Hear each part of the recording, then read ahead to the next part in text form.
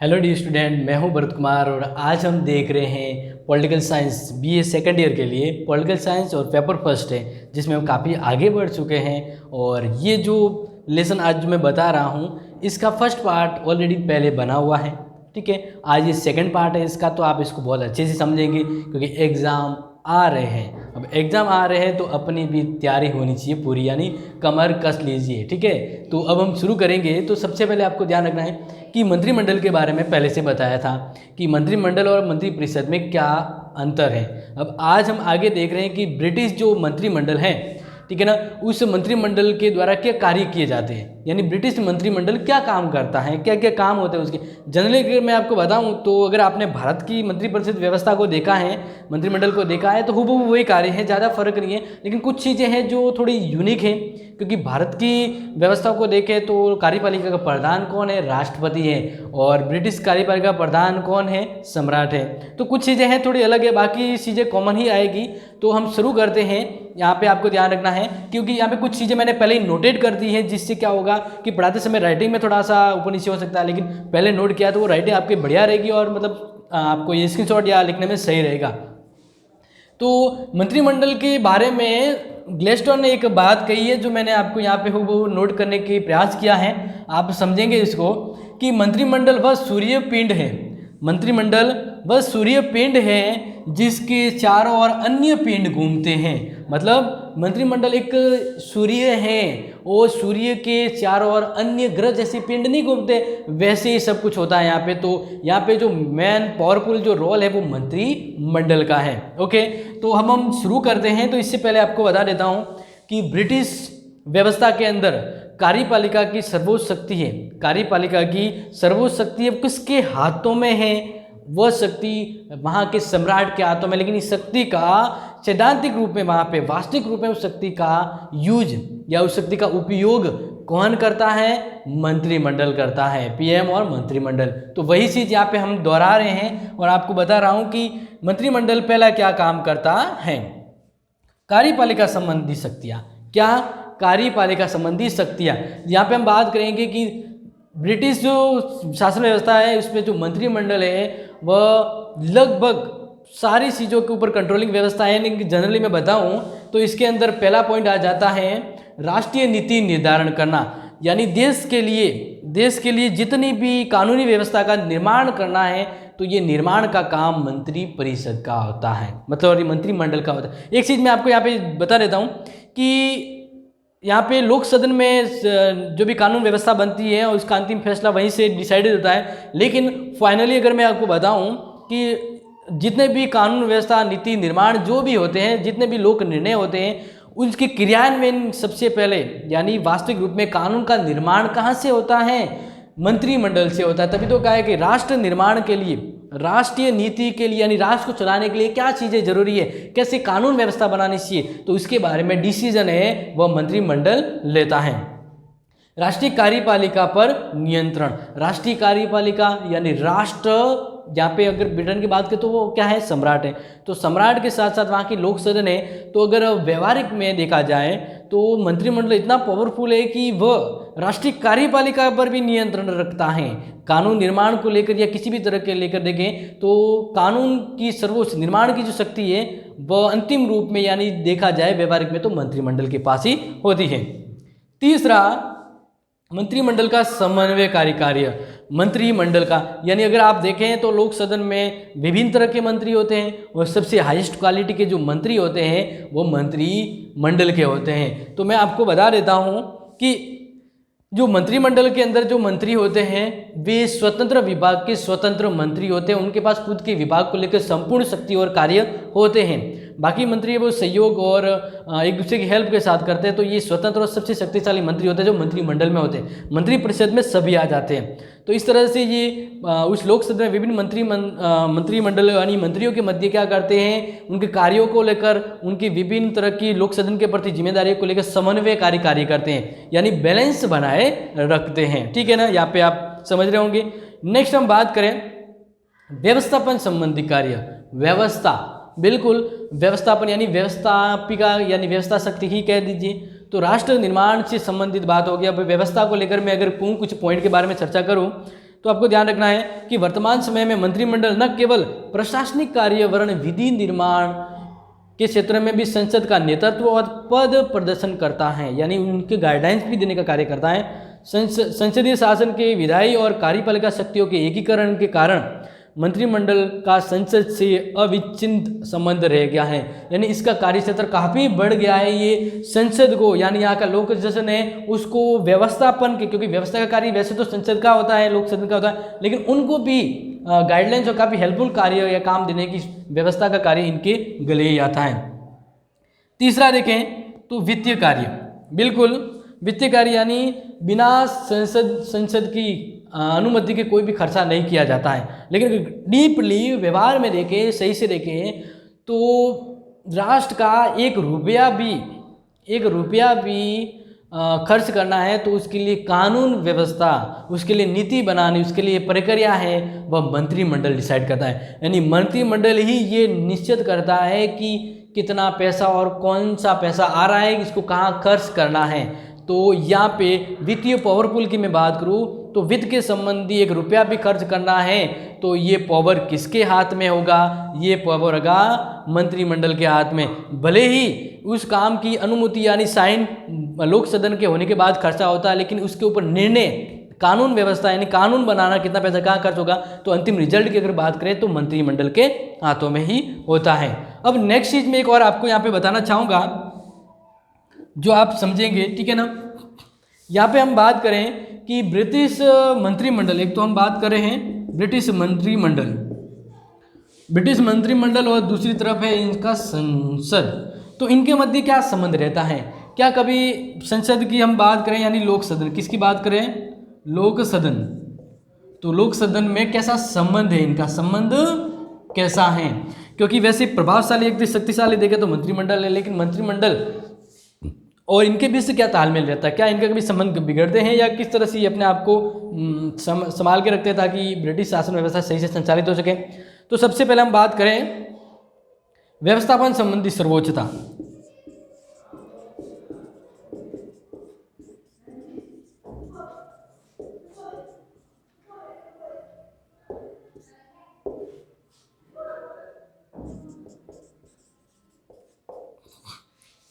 व्यवस्थापन संबंधी सर्वोच्चता, फाइनली मैं आपको यहाँ पे बता देता हूँ कि देश की व्यवस्था करने का काम किसके पास है? लोक सदन के पास है, संसद के पास है, ठीक है। लेकिन इसके लिए कानून व्यवस्था की पूर्णतः जिम्मेदारी होती है, वो किसकी होती है? मंत्रिमंडल की होती है। अब यहाँ पे एक चीज़ और मैं बताना चाहूँगा, तो आप ध्यान से समझें कि जो मंत्रिमंडल है वो किसके प्रति उत्तरदायी तो होता है? मंत्रिमंडल है वो लोक सदन के प्रति उत्तरदायी होता है। तो इस तरह से एक चीज़ आप और गौर से फरमाइएगा, ध्यान से समझिएगा कि सैद्धांतिक रूप में वहाँ की लोक सदन यानी जो संसद है वो शक्तिशाली यानी हावी पड़ती है मंत्रिमंडल के ऊपर सैद्धांतिक रूप में। और व्यवहारिक रूप में देखा जाए तो मंत्रिमंडल काफ़ी चीज़ें अपने हाथ में रखती है, हैंडलिंग रखती है, और यहाँ तक कि खुद मंत्रिमंडल है वह राष्ट्रीय कार्यपालिका पर भी नियंत्रण रखती है। तो सैद्धांतिक रूप में ज़्यादा पावरफुल हमें संसद दिखती है, लेकिन व्यवहारिक रूप में अगर काम करती हुई व्यवस्थाओं को देखा जाए तो मंत्रिमंडल ज़्यादा पावरफुल हमें प्रतीत होती है, ठीक है। अब यहाँ पे अगर पूछा जाए या समझ में प्रश्न भी आ जाए कि किस प्रकार है वह लोक सदन मंत्रिमंडल पर नियंत्रण रखती है, लोक सदन मंत्रिमंडल पर, तो ऐसे बहुत से तरीके हैं, जैसे कि प्रश्न, यानी मंत्रिमंडल जब खड़ी होती है तो संसद में उनसे प्रश्न किए जाते हैं कि भाई फलाने के काम पे आपने क्या किया, जवाब दे। यानी कंट्रोल में रखने के लिए लोक सदन क्या करता है? मंत्रिमंडल से प्रश्न पूछते हैं, पूरक प्रश्न पूछते हैं, ठीक है ना। और किसी मसले को अगर वाद विवाद होता है तो उनका प्रत्युत्तर देना होता है, तो पूरी जिम्मेदारी के साथ ये काम करने का प्रयास करते हैं, क्योंकि उनको वापस जवाब भी देना होता है। और इसके अलावा अगर सही से काम नहीं होता है तो उनके खिलाफ निंदात्मक प्रस्ताव भी पास हो जाता है। निंदा यानी मंत्रिमंडल की बेइज्जती हो जाती है अगर निंदा प्रस्ताव पास हो जाता है तो निंदा प्रस्ताव लाया जाता है। तो इससे पहले ही मंत्रिमंडल समझ जाता है कि हमें और अच्छे से व्यवस्थित पुख्ता उत्तर भी रखने हैं और व्यवस्थित काम करना है। तो निंदा प्रस्ताव एक ऐसा कहें जिसके द्वारा पास हो जाए तो सरकार की खरी खोटी हो जाती है, तो ये प्रस्ताव पास न होना जाए, तो इस तरह से वो कार्य करते हैं। और इसके अलावा कार्य स्थगन, कार्य स्थगन प्रस्ताव यानी पोस्टपोन। तो यानी कहने का मतलब मंत्रिमंडल पर दबाव डालने के लिए एक और प्रयास किया जाता है लोक सदन के द्वारा कि मंत्रिमंडल के हो रहे कार्य को वो आगे स्थगन प्रस्ताव आगे पोस्टपोन कर देते हैं। इसके द्वारा मंत्रिमंडल पर व्यवस्थित नियंत्रण रखा जाता है कि आप जल्दबाजी में कोई काम न करें और व्यवस्थित रूप में करें। इस कार्य का पोस्टपोन यानी स्थगन भी होता है। नेक्स्ट बात करें कटौती प्रस्ताव। कटौती प्रस्ताव कटौती प्रस्ताव का मतलब ये बताऊं कि मंत्रिमंडल के द्वारा कोई कानून विधान कर दिया, कोई नियम बना दिया, उस कानून व्यवस्था पर उसकी तानाशाही को रोकने के लिए, नियंत्रण रखने के लिए खुद जो लोक सदन होता है वो कटौती प्रस्ताव लाती है, जिसके द्वारा उसको नियंत्रण में रखा जाता है कि फलाने काम पर आप इतना बजट खर्च नहीं कर सकते, तो इस पर नियंत्रण रखा जाता है। यानी लोक सदन के द्वारा कटौती प्रस्ताव ये ऐसे तरीके हैं जिनके द्वारा मंत्रिमंडल पर नियंत्रण होता है। ठीक है, लेकिन जैसे मैंने आपको अभी बताया है कि अगर वास्तविक में देखा जाए तो इनके कर्ता धर्ता या नीति निर्धारक या नियंत्रण के तौर पे मंत्रिमंडल प्रभावशाली दिखती है। ठीक है, अब हम बात करते हैं पीएम के बारे में। ठीक है ना, कि पीएम के यानी जो ब्रिटिश पीएम है उसके पास क्या पावर है या वो क्या काम करता है। क्योंकि अगर मैं आपको सही से बता दूं तो ब्रिटिश जो प्रधानमंत्री होता है उसके पास करने को तो कुछ नहीं होता है, लेकिन वह ब्रिटिश मंत्रिमंडल को लेके चलता है। तो जो शक्तिशाली जो व्यवस्था है उसको अपने हाथ में रखने की पावरफुल क्षमता इसके पास होती है, इसलिए इसका पद गरिमापूर्ण हो जाता है। ठीक है, तो हम यहाँ पे बात कर रहे हैं इनके महत्वपूर्ण पीएम पद को लेकर, क्योंकि एग्जाम में आपके प्रश्न पूछा जा सकता है। ब्रिटिश प्रधानमंत्री,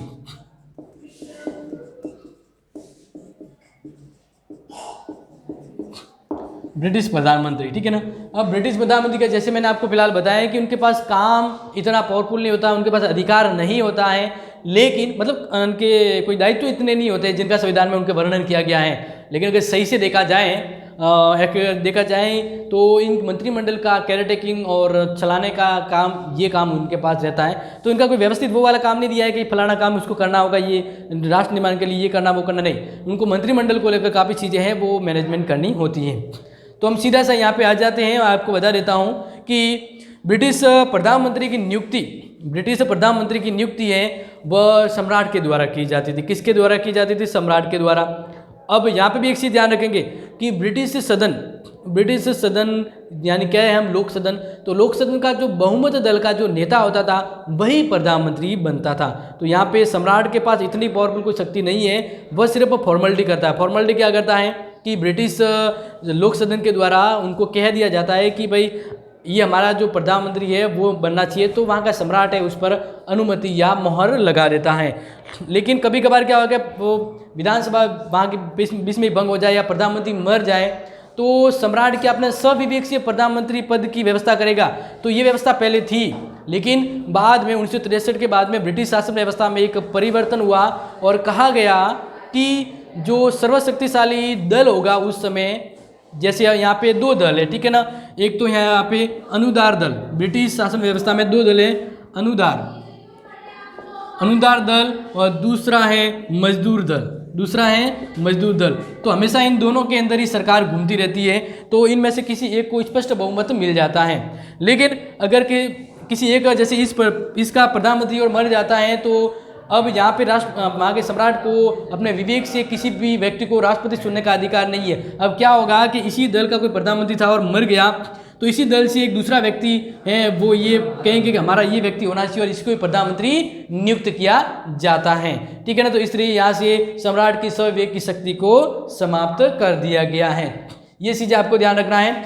अब जैसे हम बात करें कि प्रधानमंत्री क्या काम करता है, प्रधानमंत्री के काम क्या है, तो शॉर्ट और सिंपल में हम देखेंगे कि सबसे पहले मंत्रिमंडल का निर्माण करना। मंत्रिमंडल का निर्माण, बिल्कुल ये सबको पता होगा कि प्रधानमंत्री का सबसे पहला प्रायोरिटी जो होती है वो यही होती है कि वो मंत्रिमंडल का निर्माण करेगा।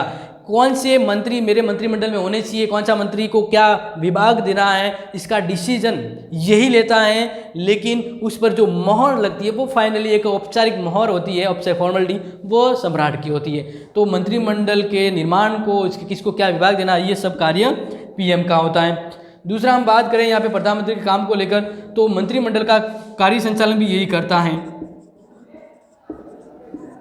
मंत्रिमंडल का कार्य संचालन, कि कौन सा मंत्री क्या काम करेगा, कौन सा मंत्री क्या काम करेगा। मंत्रिमंडल में जो निर्णय जो लिए जाते हैं वो सभी की सहमति से लिए जाएंगे और उसके बारे में प्रधानमंत्री को जानकारी होगी, और कौन सा निर्णय रखवाना है मंत्रिपरिषद में ये फैसला भी प्रधानमंत्री लेता है। तो इसी से मंत्रिमंडल को चलाने को लेकर, मंत्रिमंडल के काम को लेकर उसके बीच क्या हो रहा है, ये सब मैनेजमेंट है वो प्रधानमंत्री करता है, ठीक है ना। और नेक्स्ट तीसरा है मंत्रिमंडल का अंत, मंत्रिमंडल का अंत। अब एक चीज यहाँ पे ध्यान रखना, अगर प्रधानमंत्री मर जाए, ठीक है ना, तो मंत्रिमंडल है वह समाप्त हो जाता है। क्या हो जाता है? समाप्त हो जाता है, ठीक है ना। और नया पद है, नया जो प्रधानमंत्री वो वहाँ पे बना दिया जाएगा। एक चीज़ यहाँ पे और ध्यान रखें कि अगर प्रधानमंत्री के इस मंत्रिमंडल में कोई मंत्री अगर उससे खपा है या मंत्री जो है मंत्रिमंडल का वो प्रधानमंत्री की बातों को नहीं मान रहा है, तो प्रधानमंत्री को पावर है कि उस मंत्री की सदस्यता रद्द कर दी जाए, या वो खुद अपनी अनुशंसा या अपना डिसीजन लेकर राष्ट्रपति को कह सकता है और मंत्रिमंडल को भंग भी कर सकता है। इसके अलावा शासन पर नियंत्रण बिल्कुल यहाँ पे ध्यान रखेंगे कि प्रधानमंत्री है वो मंत्रिमंडल का कर्ता धर्ता होता है। तो जो मंत्रिमंडल होती है वो शासन के लिए कानून निर्माण के साथ साथ विभिन्न स्तर तक नियुक्तियों को लेकर और नियंत्रण को लेकर कार्य करती है। तो इनके ऊपर जो ये मंत्रिमंडल जो काम करती है उनके ऊपर प्रधानमंत्री होता है। तो इस तरह से कहें कि शासन पर नियंत्रण को लेकर बहुत हद तक प्रधानमंत्री का इशारा या हाथ रहता है, या प्रधानमंत्री के नज़रों से ही शासन व्यवस्था के ऊपर कार्य किया जाता है, ठीक है ना। नेक्स्ट बात करें परराष्ट्र संबंध, परराष्ट्रों का संबंध संचालन यानी दूसरे देशों से कैसा संबंध रखना है, क्या करना है, किस देशों में कौन से राजदूत होंगे, कहाँ पे संधि समझौता करना है, तो ये सब मंत्रिमंडल करते हैं। और मंत्रिमंडल किसके नेतृत्व में रहती है? प्रधानमंत्री के नेतृत्व में। तो विदेशी संबंधों का संचालन भी प्रधानमंत्री की देखरेख में ही होता है। और लास्ट में फाइनली मैं बात करूँ, जो प्रधानमंत्री होता है वो लोक सदन, प्रधानमंत्री जो होता है वह लोक सदन का नेतृत्व करता है, लोक सदन का नेतृत्व करता है। लोक सदन वहाँ पर काफ़ी पावरफुल है, तो प्रधानमंत्री लोक सदन का नेतृत्व करता है, उनके नियंत्रण में बाकी व्यवस्था है वो संचालित होती रहती है।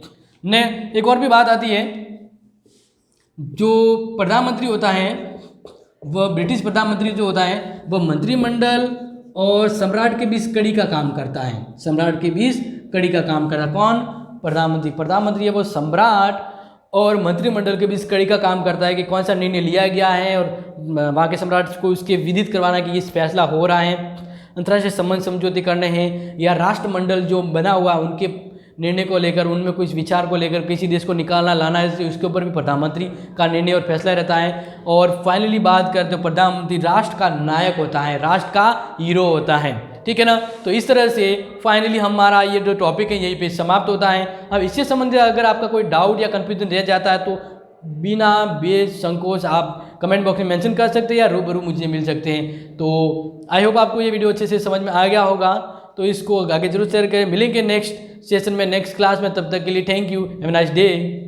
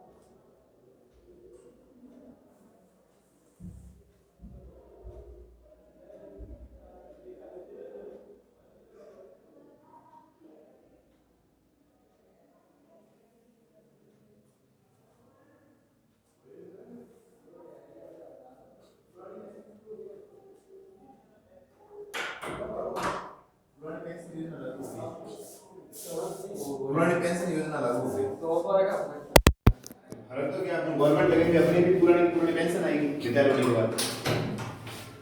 देखो बाबा आम जनता दुखी है ओपन पगार देते स्वादी का आम जनता है बाबा